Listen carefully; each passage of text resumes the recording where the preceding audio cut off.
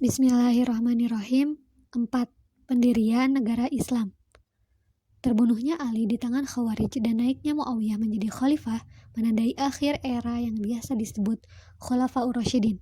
Bentuk pemerintahan dan masyarakat Islam berubah secara mendasar selama 19 tahun pemerintahan Muawiyah sejak 661 hingga 680 Masehi.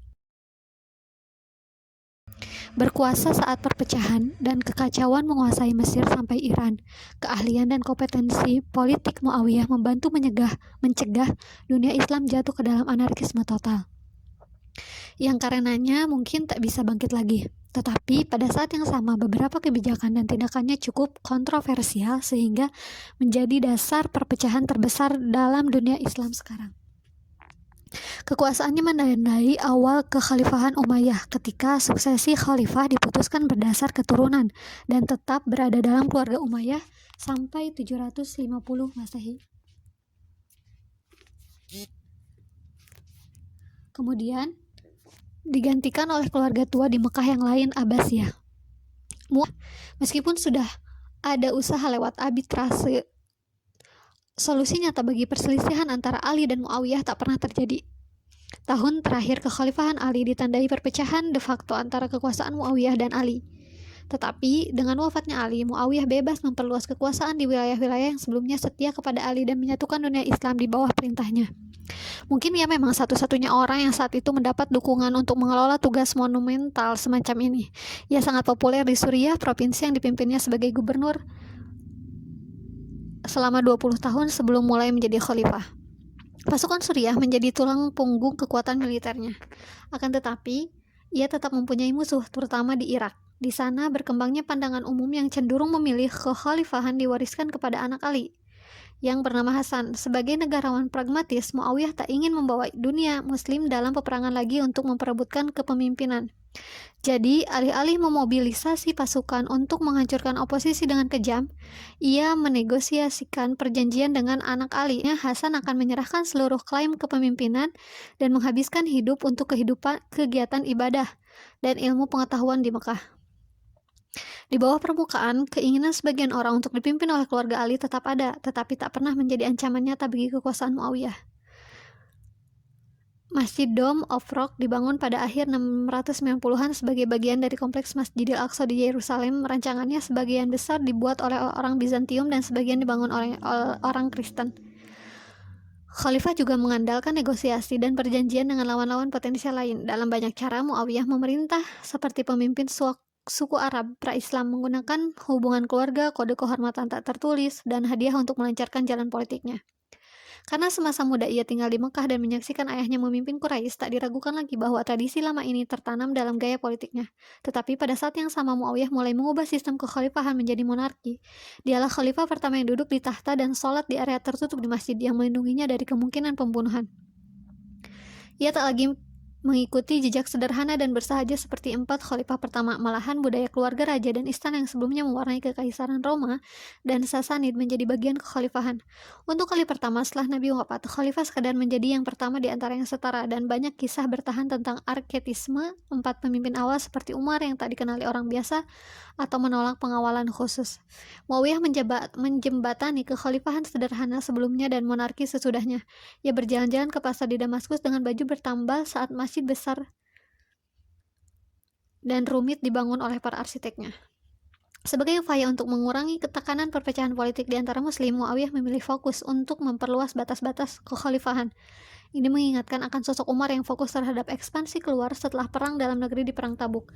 Muawiyah mengirim pasukan untuk meneruskan perang melawan kekaisaran Bizantium di darat dan laut.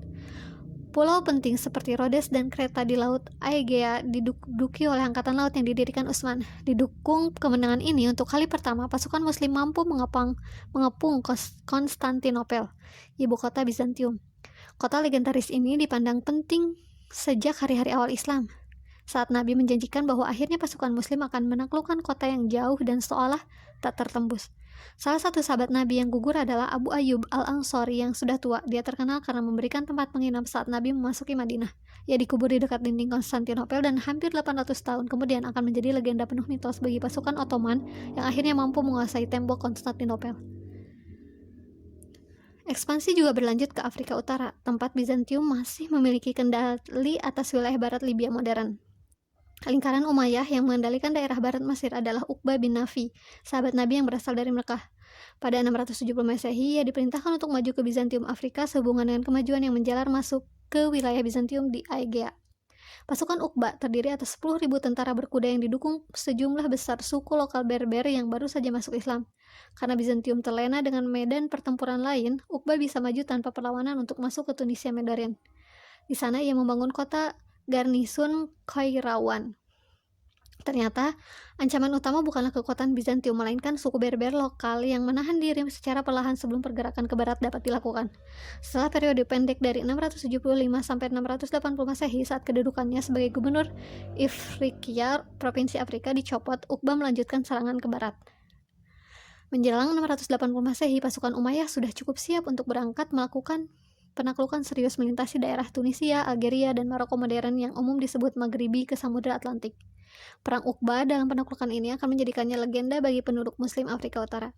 Setelah meninggalkan Kairawan pada 680 Masehi, pasukan Uqbah melaju tanpa perlawanan sepanjang dataran tinggi gurun di selatan pegunungan pesisir sepanjang Mediterania. Maju dari satu pos terdepan Bizantium ke pos berikutnya, pasukan Uqbah mampu menganeksasi dengan relatif mudah wilayah ratusan kilometer sepanjang pantai walaupun perpecahan dan perang saudara berkecamuk di jantung kekhalifahan Islam. Salah satu penjelasan yang mungkin tentang penaklukan yang tampak menunjukkan ini ialah perbedaan bahasa, budaya, dan agama antara Berber Afrika Utara dan penguasa Bizantium. Orang Bizantium yang memerintah Afrika Utara berbeda jauh dari orang Berber yang mereka kuasai. Suku Berber adalah manusia gurun, lebih dekat dengan orang Arab yang tiba pada 600-an daripada orang Latin dan Yunani kota yang telah berabad-abad memerintah wilayah tersebut. Bahasa mereka tak punya kesamaan dengan bahasa Yunani yang digunakan dalam pemerintahan. Hanya sedikit orang Berber yang mengubah cara hidupnya dan mempelajari bahasa gubernur mereka. Kurangnya ciri budaya yang sama menjadikan perbedaan sosial yang ajak di antara keduanya. Asimilasi penuh orang Berber ke dalam masyarakat Roman atau Bizantium sangat langka. Akan tetapi, sepertinya agama menjadi faktor yang lebih besar yang membuat Berber mendukung pasukan Muslim Arab. Sejarah awal Islam mencatat bahwa seluruh suku Berber masuk Islam segera setelah kedatangannya. Tentu ada perbedaan antara orang Afrika Utara dan orang Bizantium dalam isu Kristiani, terutama soal bentuk ketuhanan dan kemanusiaan. Gerakan Kristen separatis seperti Arianisme dan Donatisme secara terbuka memperdebatkan ortodoksi resmi yang diperkenalkan orang Bizantium dan mungkin telah menyebabkan orang Afrika Utara cenderung lebih dekat dengan Islam. Tetapi, walau tak segera masuk Islam, seperti diklaim penulis sejarah terdahulu, suku Berber pasti punya alasan praktis untuk bangkit melawan Bizantium bersamaan dengan kedatangan pasukan Muslim. Hal ini memungkinkan pasukan Uqbah untuk terus mendapatkan momentum seperti yang terjadi pada sepanjang awal 680-an, sehingga mampu memasuki Maroko modern dan pantai Atlantik. Kata-kata legendaris yang terucap saat dia mengendarai kudanya memecah ombak samudra menunjukkan sifat religius yang mendalam pada penaklukannya. Ya Allah, jika laut ini tidak menahanku, aku akan melintasi daratan seperti Alexander Agung, mempertahankan agamamu dan memerangi orang kafir. Benar atau tidaknya ia mengucapkan kata-kata itu tak sepenting gambaran heroik yang muncul dalam pikiran berbagai generasi pemimpin militer yang akan membangkitkan Islam Maghribi. Konflik suksesi. Meskipun berhasil menyatukan dunia Islam setelah kekacauan pada masa Khalifah Ali, ada satu keputusan Muawiyah yang menjadikannya sebagai karakter kontroversial dan mengubah bentuk pemerintahan Islam selama 1.300 tahun berikutnya. Ia menunjuk Yazid, anaknya, sebagai penerus tepat sebelum wafat dan menuntut sumpah setia dari orang-orang terkemuka di Damaskus. Ahli sejarah Islam sepanjang waktu berspekulasi mereka alasan Muawiyah melakukan itu, terutama pertimbangan oposisi terhadap Yazid. Tetapi mengingat konteks historis pada masa Muawiyah, kita mudah memahami mengapa terjadi perubahan ke sistem keturunan. Masa Muawiyah menjadi khalifah menunjukkan penekanannya pada kesatuan dan keharmonisan politik. Setelah pergolakan politik pada masa Khalifah Ali, tantangan utama Muawiyah menjaga dunia Islam berpadu di bawah satu pemerintah. Walaupun ia sukses besar, tak ada jaminan seluruh khalifah berikutnya mampu memanfaatkan ancaman luar atau manuver politik untuk meminimalkan perpecahan internal. Dengan demikian, Muawiyah merasa bahwa satu-satunya cara untuk melindungi persatuan dan keharmonisan adalah dengan memotong kemungkinan perang suksesi dan menjadikan kekhalifahan berdasarkan keturunan. Akan tetapi, seperti yang telah terjadi, pemilihan Yazid bukannya tanpa kontroversi. Tak seperti ayahnya, Yazid belum pernah mengenal langsung Nabi dan tak memiliki aura yang terlihat pada para sahabat. Selain itu, ada rumor yang beredar di kota suci Mekah dan Madinah tentang kehidupan Yazid yang penuh dosa. Alkohol, gadis penyanyi, dan kemewahan berlebihan mengiringi kehidupan Yazid. jauh dari gaya hidup beriman dan sederhana seperti yang didakwahkan Nabi. Benar atau tidak, tuduhan ini cukup bagi sebagian orang untuk memberontak seperti Abdullah bin Al-Zubair, anak Zubair yang menentang Ali. Permasalahan bertambah pelik karena sebagian orang di Irak ingin menyaksikan keturunan Ali mendapatkan gelar khalifah di dunia Islam. Hasan, anak Rasul Ali, sudah wafat di Mekah pada masa pemerintahan Muawiyah, maka dukungan pun jatuh ke tangan Husain, adiknya. Cucu Nabi Muhammad ini tertarik dengan kota Kufah di Mesopotamia karena janji dukungan penduduknya. Menentang saran Abdullah bin Zubair yang memperingatkannya bahwa orang Irak akan membelot begitu ada kesempatan, Husain bersiap mendirikan basis di Irak pada 890 Masehi agar dapat menentang Umayyah di Suriah, seperti yang dilakukan ayahnya 25 tahun lalu. Saran Abdullah terbukti tepat. Penduduk Kufah melepaskan dukungannya kepada Husain bahkan sebelum ia sampai. Yazid telah mengirim gubernur baru ke kota tersebut untuk membasmi setiap oposisi dan memastikan penduduk tidak bangkit memberontak melawannya. Tampaknya aksi untuk kekuatan Yazid telah mendesak penduduk kota untuk mengingkari janji dukungannya kepada Husain. Padahal Husain mengandalkan dukungan tersebut dan bepergian ke Kufah hanya dengan sekitar 70 anggota keluarga dan sahabat, hampir tak mungkin punya kekuatan untuk menggulingkan Yazid. Di padang Karbala yang berjarak sekitar 80 km di utara Kufah, Husain dikepung oleh kekuatan Yazid yang kemudian membunuh dia dan pengikutnya. Perang Karbala nantinya menjadi salah satu legenda tentang pendirian aliran baru yang berbeda, Syiah. Pemberontakan Abdullah bin Al-Zubair tak lebih baik hasilnya. Setelah membunuh Husain, masyarakat di dunia Islam umumnya mendukung perlawanan terhadap pemerintahan Umayyah. Lagi pula, Husain adalah cucu kesayangan Nabi. Pembunuhan keturunan Nabi mengejutkan banyak pengikut yang saleh. Abdullah yang menggunakan oposisi terhadap Yazid untuk mendukung pemberontakannya sendiri melawan Bani Umayyah, ia menyatakannya di Mekah pada 680 Masehi. Dengan dukungan semacam itu, pemberontakan Abdullah tak bisa ditumpas semudah Husain. Bahkan, Yazid tak pernah mampu memadamkan pemberontakan di Hijaz dan meninggal pada 683 Masehi tanpa kekuasaan penuh di kekhalifahan. Setelah kematian Yazid, kendali Bani Umayyah seolah runtuh di mana-mana di dunia Islam. Penerus Yazid, seorang anak muda yang sepertinya tak tertarik pada pemerintahan, hanya berkuasa selama beberapa bulan hingga kematiannya.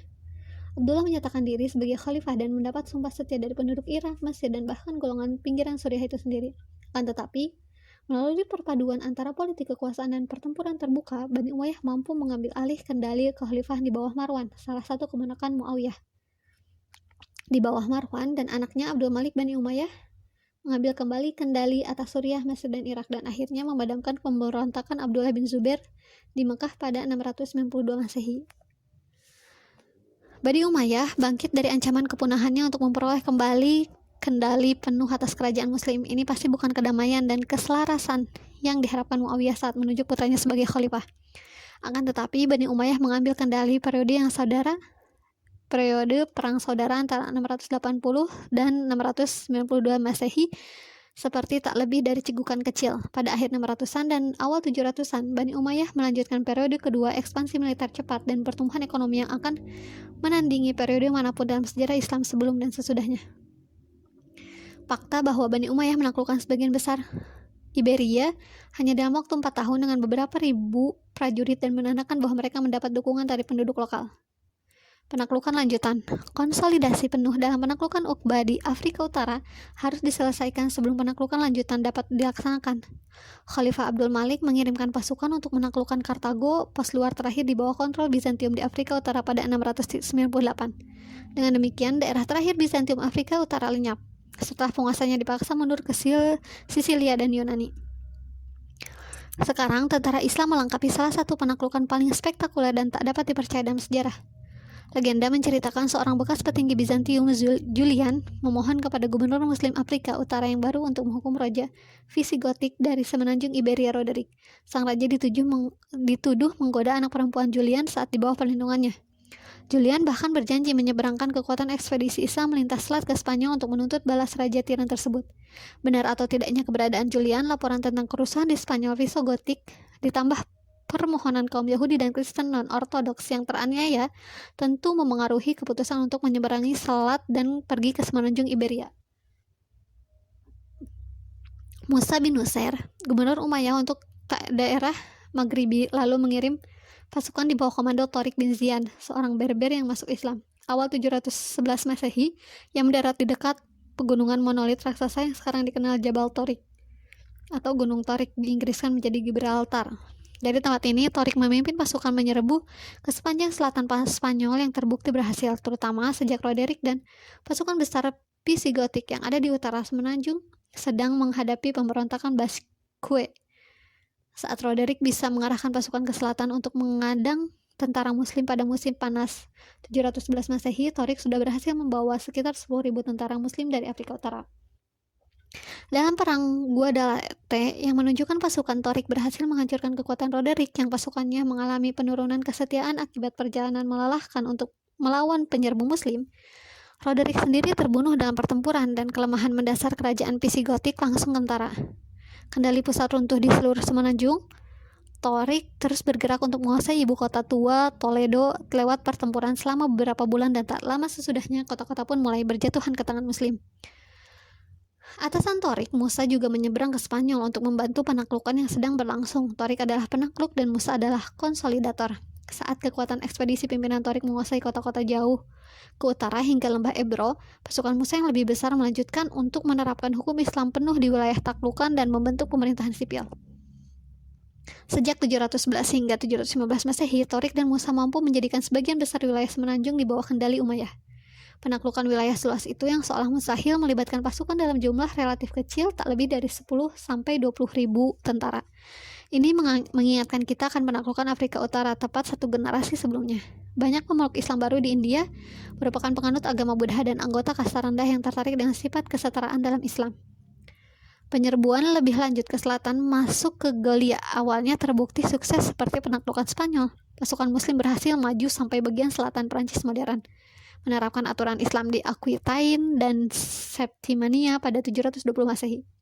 Puncak ekspansi Islam ke Galia terjadi pada 732 saat pasukan di bawah gubernur muslim Andalusia, Abdurrahman Al-Ghafiqi, dikalahkan pasukan Prancis yang dipimpin Charles Martel di Perang Tours, utara Prancis. Arti penting pertempuran ini menjadi bahan perdebatan para ahli sejarah. Sebagian berpendapat bahwa kemenangan Islam akan membuka jalan pada penaklukan penuh Eropa dan perpindahan agama ke Islam pada 700-an. Sedangkan yang lain mengecilkan pertempuran tersebut dengan menyatakan gerak maju Al-Ghafiqi ke utara Prancis tak lebih dari penyerbuan muslim panas tanpa bertujuan menaklukkan. Penting atau tidaknya pertempuran itu masih bisa diperbantahkan, tetapi kita menyoroti implikasi penerapan hukum Islam di Prancis dan sekitarnya bagi sejarah Eropa pada abad pertengahan. Ekspansi Umayyah awal abad ke-8 menjadi luar biasa karena tak terbatas pada Afrika Utara dan Spanyol. Secara bersamaan di sisi yang sebaliknya dari kerajaan, pasukan Umayyah bergerak maju menuju daerah tak dikenal yang bahkan pasukan Alexander pun tak berani mendatanginya. Pendorongnya adalah kapal dagang muslim yang kembali dari Ceylon atau Sri Lanka sekarang usai diserang bajak laut yang bermarkas di pojok barat Laut India Sind. Saat pemimpin kerajaan Sind Raja Dohir menolak mengembalikan tawanan muslim yang ditangkap dari kapal, pasukan Umayyah kembali ditugaskan untuk memperluas batas-batas kerajaan.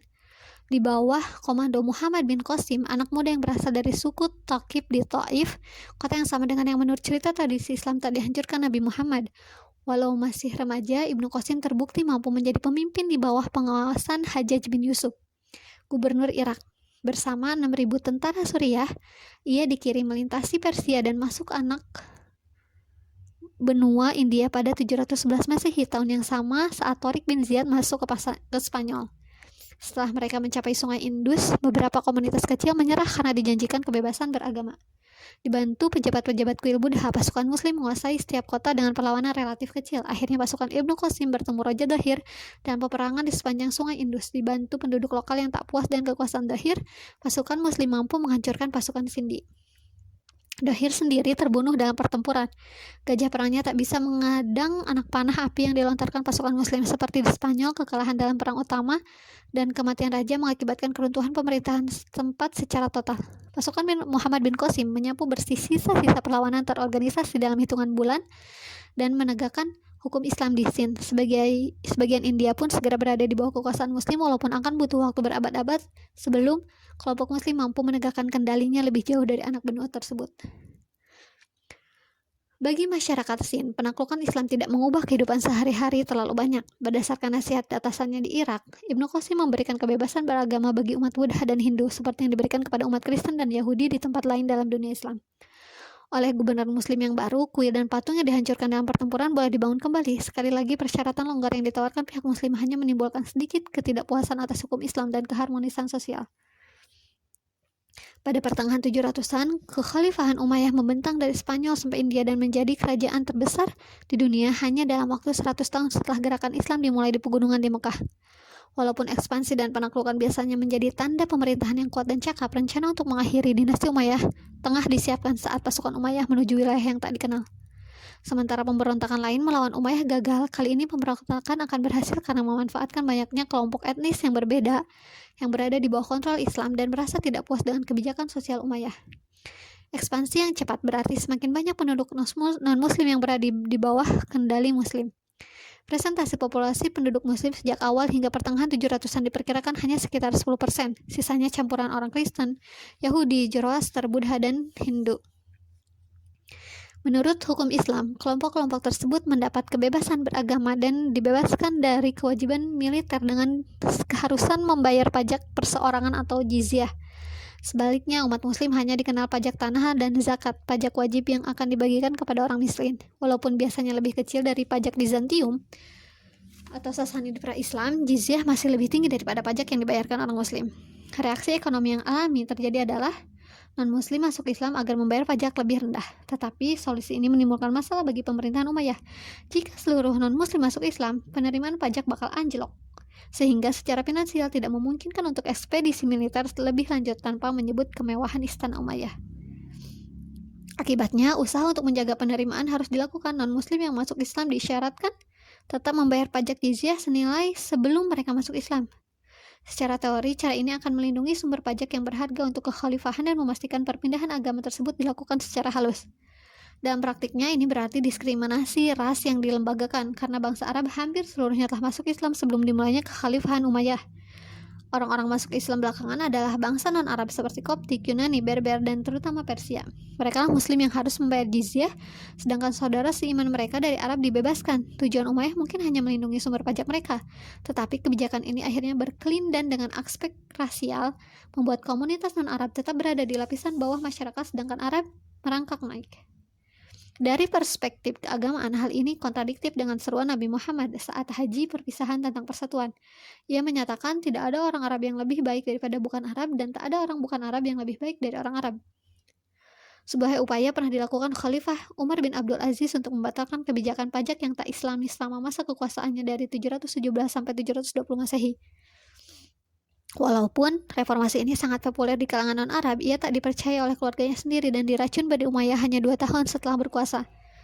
Orang-orang Islam berikutnya memberi gelar kehormatan kepada Umar II sebagai Khulafaur Rasyidin kelima karena reformasi bernafaskan agama yang ia lakukan, tetapi pada akhirnya kekuasaannya tak lebih dari sekadar gangguan kecil bagi kebijakan Umayyah.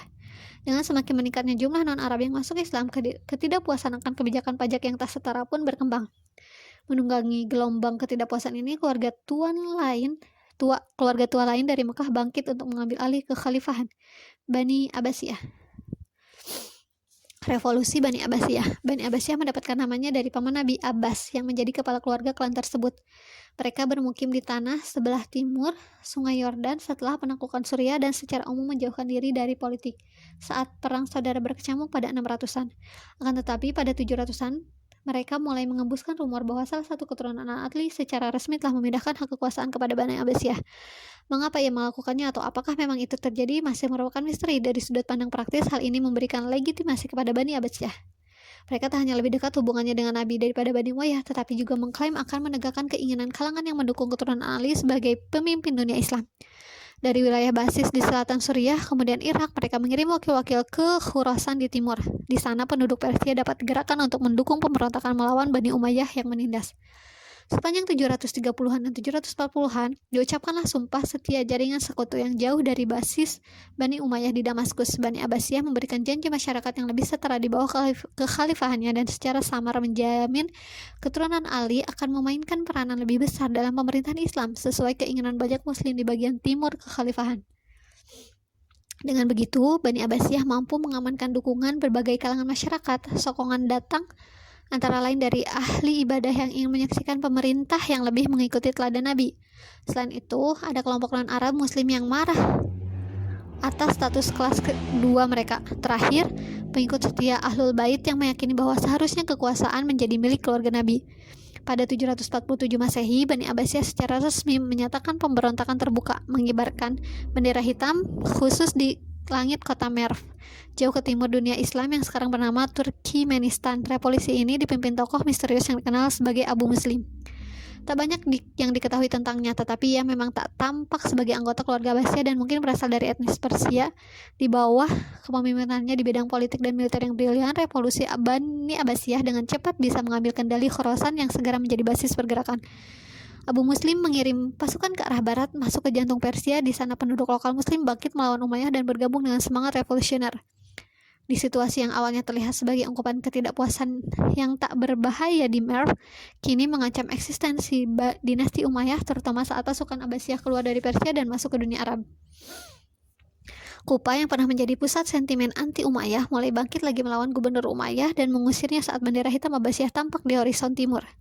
Begitu Kufa dibebaskan, pengambilan sumpah setia formal dapat dilakukan kepada calon khalifah dari Abbasiyah, Abu al-Abbas. Revolusi ini punya tujuan jelas, dukungan luas dari seluruh Persia, kemudian seorang pemimpin untuk menyatukan semuanya. Di setiap tempat, Umayyah berada dalam posisi bertahan saat semakin banyak orang berkumpul mendukung Abbasiyah. Sementara itu, upaya membangkitkan pendukung Umayyah ternyata bukan perkara mudah. Sudah beberapa dekade berlalu sejak ancaman nyata terhadap posisi Umayyah mulai muncul, tetapi pejabat pasukan Suriah hanya berdiam diri dan dengan keliru menganggap kekuatan revolusi itu perlahan-lahan akan surut. Satu Khalifah Marwan II berhasil mengumpulkan kekuatan Umayyah, Abbasiyah telah mengambil kendali atas sebagian besar Irak. Pada awal 750 Masehi dalam perang Zab di Mesopotamia Tengah, kekuatan Abbasiyah berhasil memukul mundur penuh pasukan Umayyah. Perlawanan terorganisasi terhadap Abbasiyah secara efektif berakhir setelah perang tersebut. Seiring runtuhnya kendali Umayyah di seluruh dunia Islam, kini tak ada penghalang antara Abbasiyah dan ibu kota Umayyah. Satu demi satu, kota-kota menyerah dan menerima kedaulatan Abbasiyah. Satu demi satu, anggota keluarga Umayyah diburu dan dihukum mati. Marwan sendiri tertangkap di Mesir, tempat ia gagal mengumpulkan pasukan yang akan memukul mundur Abbasiyah dan mengembalikan kendali Umayyah. Hanya satu anggota keluarga Umayyah berhasil lolos dari revolusi. Abdurrahman yang masih remaja, anggota keluarga Umayyah yang relatif tak dikenal, mampu lolos dengan menyamar ke Afrika Utara. Ia dikejar-kejar pasukan Abbasiyah dari Palestina ke Mesir sampai Maghribi dan hanya dikawani oleh budak yang pernah bekerja untuk keluarganya. Perjalanan legendarisnya membawa ia sampai ke Andalusia. Di sana ia akan mendirikan Emirat Umayyah, jauh dari jangkauan Abbasiyah yang akan bertahan hampir selama 300 tahun. Kekhalifahan Abbasiyah. Revolusi Abbasiyah pada pertengahan 700-an menobatkan dinasti kedua untuk mengendalikan kekhalifahan. Pemberontakan tersebut didasari gagasan untuk membangun pemerintahan yang lebih sejalan dengan teladan Nabi, menyediakan tempat yang lebih pantas bagi non-Arab dalam masyarakat, dan memberikan sejumlah peran kepemimpinan bagi keturunan Ali. Janji-janji besar dan idealistis tersebut memang perlu untuk menggalang dukungan beragam grup yang membuat revolusi ini berhasil. Tetapi begitu Abbasiyah berkuasa, realitas kekhalifahan mereka tak seperti yang diharapkan. Revolusi ini tak serta-merta membuat dunia Islam kembali ke era Khulafaur Rasyidin, ketika kesolehanlah bukan politik yang mendikte keputusan khalifah. Sebaliknya, Khalifah Abbasiyah meneruskan tradisi otoritarian yang sama dengan yang mereka cela dari Umayyah. Khalifah tetap menjadi gelar keturunan milik keluarga Quraisy, dan mereka yang mendukung keluarga Ali sebagai khalifah ditinggalkan begitu saja tanpa dipenuhi janjinya. Khalifah Abbasiyah Harun al-Rasyid terkenal karena kekayaannya yang sangat banyak dan hubungan diplomatik dengan negara-negara jauh. Pada 802, ia mengirim duta besar ke Charlemagne di Perancis dengan menyertakan seekor gajah dan jam air. Satu hal yang benar-benar dimajukan Bani Abbasiyah adalah peran non-Arab dalam masyarakat. Walaupun jabatan khalifah tetap dipegang orang Arab, bagian administrasi semakin banyak diisi orang Persia. Selama ratusan tahun sebelum Islam, orang Persia telah mengembangkan sistem birokrasi yang kompleks tetapi efisien. Sekarang non-Arab tak lagi mengalami diskriminasi, maka pengalaman mereka dapat dimanfaatkan dalam pemerintahan kerajaan. Kesadaran akan manfaat besar orang-orang Persia menyebabkan Abbasiyah memindahkan ibu kota lebih dekat ke pusat Persia. Pada 765, Khalifah kedua Al-Mansur membangun ibu kota baru di tanah subur antara sungai Tigris dan Efrat, dekat ibu kota Persia lama, Ctesiphon. Dalam waktu 20 tahun, Baghdad menjadi kota terbesar di dunia dengan penduduk lebih dari 1 juta jiwa. Pusat kerajaan Islam akan menjadi kota metropolitan, tempat pemerintah, ilmu pengetahuan, dan seni saling beririsan. Pemahaman yang tepat tentang pencapaian masa Abbasiyah takkan muncul dalam bentuk eksploitasi militer dan penaklukan tempat-tempat jauh seperti halnya Umayyah. Bahkan ekspansi keluar sesungguhnya berhenti saat Abbasiyah berkuasa. Serangan musiman melintasi perbatasan Bizantium tetap berlanjut, tetapi persiapannya tidak matang. Di barat, Perang Tours pada 732 Masehi dalam masa Umayyah menyebabkan berhentinya ekspansi Muslim ke Eropa, dan konsolidasi kekuatan di Andalusia menjadi fokus utama pengungsi Umayyah yang mengontrolnya. Di timur, hanya ada sedikit tambahan keuntungan yang dihasilkan dalam serangan ke Asia Tengah. Orang-orang Turk yang menyebar ke daratan Asia Tengah tak menyongsong peradaban Islam lewat penaklukan, tetapi melalui migrasi ke jantung dunia Islam pada 800-an dan 900-an. Era penaklukan militer Muslim telah berhenti selamanya, tetapi era penaklukan intelektual Muslim siap dimulai.